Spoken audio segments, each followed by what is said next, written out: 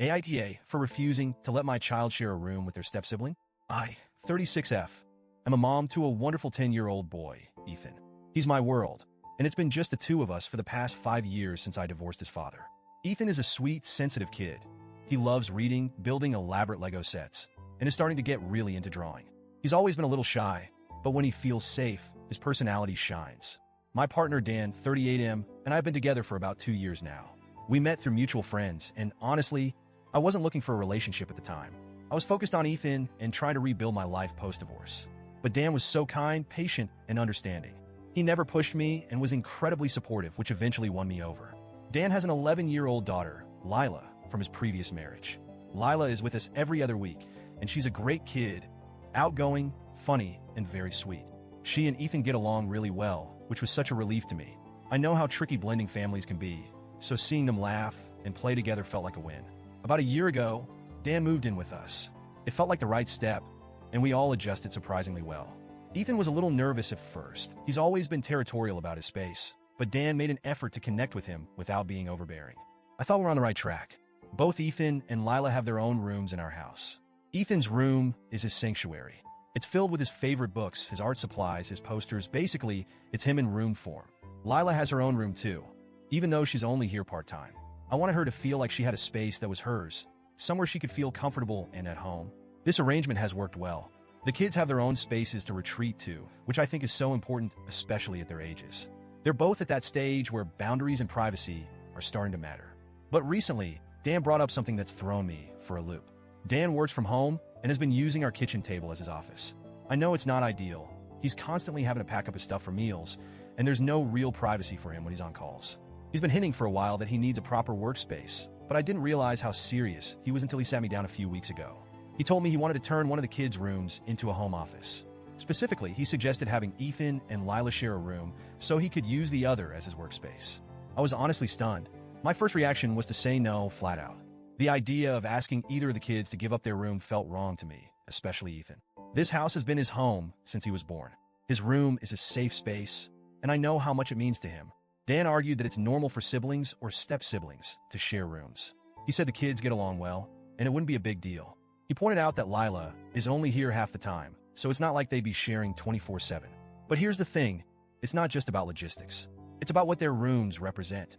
For Ethan, his room is his refuge. It's where he goes when he's overwhelmed or just needs to be alone. Lila has her own space at her mom's house, but when she's with us, I want her to feel like she has a home here too. Asking them to share feels like taking something important away from both of them. I tried to explain this to Dan, but he got defensive. He said I was being inflexible and unwilling to compromise for the sake of our relationship. He accused me of prioritizing Ethan's needs over his, which really hurt. He even said that my refusal to budge was making him feel like an outsider in our home. I felt awful hearing that. I don't want Dan to feel excluded or unimportant. I really don't.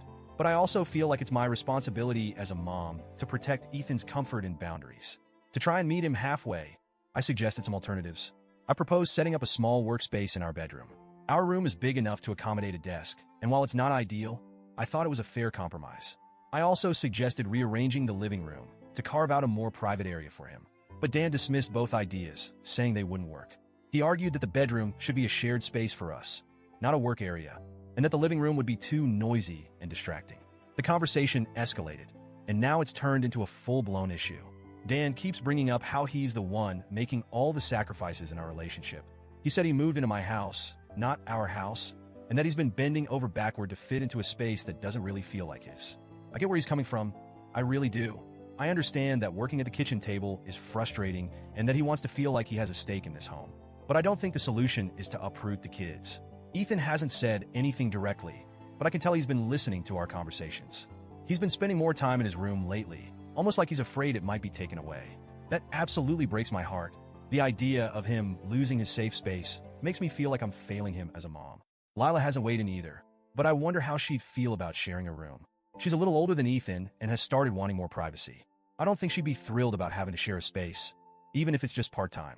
Dan, on the other hand, is clearly still upset. He's been distant lately, not outright angry, but cold.